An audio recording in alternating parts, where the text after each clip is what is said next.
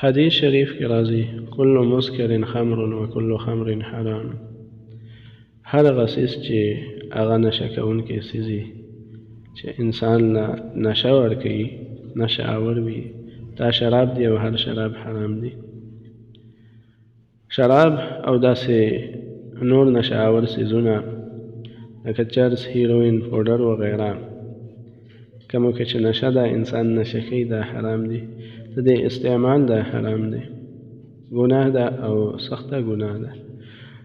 همداسې د دغه څیزونو کاروبار اخیستل او خرڅول دا هم حرام دي. د دې نه چې کومه ګټه راځي دا حرام وي. یو مسلمان حکمران چاله چې الله سبحانه وتعالی حکومت په لاس کې ورکړي د هغه دا ذمهواري جوړیږي چې هغه خلک د دغه ګناه کولو نه د دې نه منع کړي، ځکه دا داسې ګناه ده چې دې سره د انسان آخرت هم خرابېږي او دنیا هم ورسره خرابېږي. دا دواړه متاثره کوي. نو د مسلمان حکمران د هغه دا ذمهواري ده چې هغه د الله تعالی دا قانون دا په خلکو باندې نافذ کړي. الله جل جلاله قانون جوړ کړی چې شراب او نشو والا څیزونه دا حرام دي او د دې کاروبار حرام دی.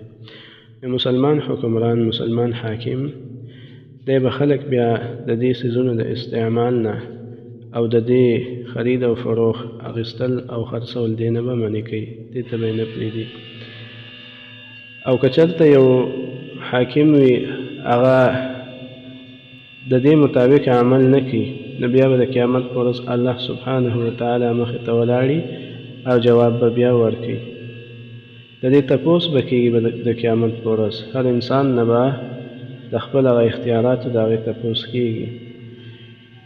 نو د دې به تپوس کېږي که یو انسان هغه خپل قانون او خپل رایه هغه پیش کوي د دې به جواب ورکوي.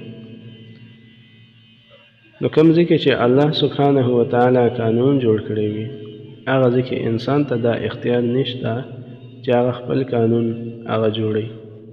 چېرته چې قانون الله تعالی جوړ کړی وي بیا به هغه قانون نافذوي. قانون بیا هغه دی، انسان ته بیا په هغې کې خپل قانون جوړولو د هغې اجازت دا نشته.